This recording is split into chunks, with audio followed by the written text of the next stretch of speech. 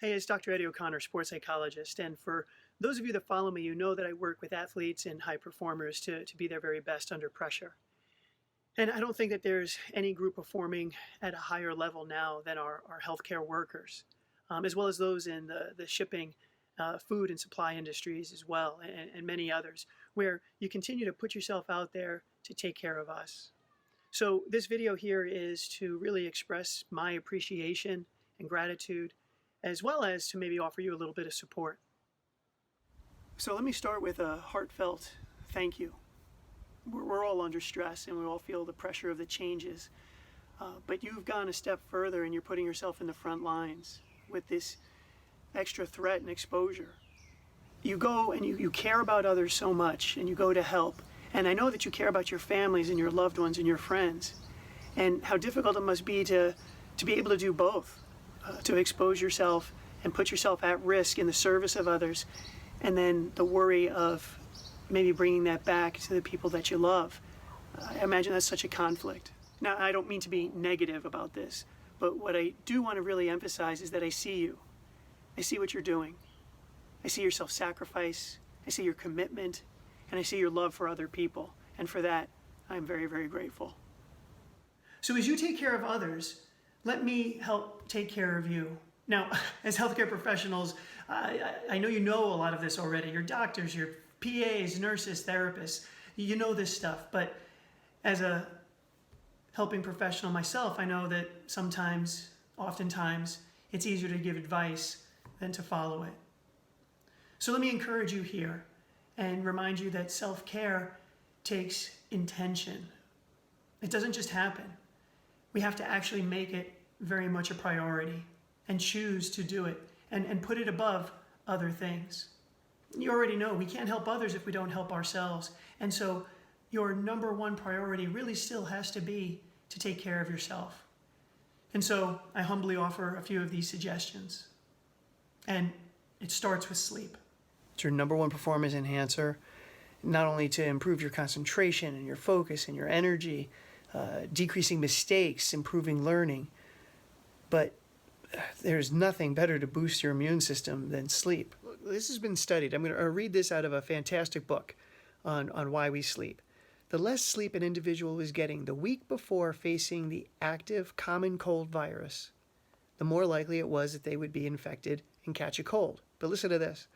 In those sleeping 5 hours on average, the infection rate was almost 50%. In those sleeping 7 hours or more a night, in the week prior, the infection rate was just 18%. So we're out here battling a virus. Your sleep matters. In another study of healthy young men getting 4 hours of sleep in just one night, it wiped away 70% of their natural killer cells. That's a tremendous compromise to your immune system. You might want to get by with like just 6 or 7, but you need your 8. And you can't catch up on sleep either. If you have a bad night, your immune system is compromised. There is no way to catch up. And I know you don't have time to sleep. There's so much to do, and we're staying up later trying to get everything done with the kids and the family and the crisis and the work and the notes and whatever else needs to be done. But you have to make sleep a priority. It's a choice to say that this is important and that everything else has to revolve around you getting your 8 hours. So please, prepare for sleep, plan for it, have a set bedtime, take an hour ahead of time and let your body and your mind relax so that you can get some good quality and get those 8 hours.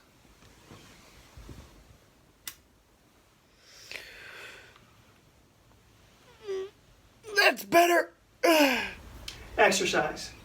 This is something that, particularly if you had it in your life, that you don't want to give it up now. I know that the gyms are closed and the classes have been canceled. But in fact, if you can actually keep it structured at the same time, if you went to that 5:30 class after work, if you continue to go to that 5:30 class in your house or in your garage, it's one of the best things that you can do to keep the structure in your life as well as the familiarity of what you've been doing. But getting your body moving is critical. We already know that exercise really helps build up your immune system. But moderate exercise is enough, as research has found that more than 90 minutes of intense endurance exercise can actually lower your immune system. Going out and taking a walk will do the trick, even on days that it's freezing cold. Hey look, I know this isn't your CrossFit gym, And working at home is a lot harder by yourself. And I know it's not the same as going to the gym without the social support or the structure of the classes. But let me ask you, if this is a part of your life, it's something that's important to you, can you just focus on that and not get distracted by the lack of motivation? Can you recognize that you value this as a part of your lifestyle and do it because it's important to you, no matter what you think or feel? And while you might enjoy the energy boost that you get from coffee, try to limit it to before 2 p.m. so that it doesn't disrupt your sleep. We've already got stress hormones like cortisol and adrenaline flowing through our body, and so the caffeine can add to that feeling of anxiety. A better option is to drink more water. It flushes the toxins out of the kidneys and it boosts immune function. Good hydration helps you sleep better, so drink plenty of it. In fact, shoot for at least half your body weight in ounces. And if you're active, shoot for your full body weight. Take care of your body. Don't hurt it with substances. We're fighting to be strong right now, doing everything that we can to stay healthy. And you might be tempted to take that drink at night to help yourself relax or to get yourself a good night's sleep. But don't do that. That could actually make things worse. And in fact, it's not going to help your sleep. Alcohol will knock you out, but it really disrupts the quality of sleep that you're getting. So in the end, again, more harm than good is done. A warm bath, meditation, prayer will go a lot further in getting you that relaxation response that you want than drugs or alcohol right now. Unplug.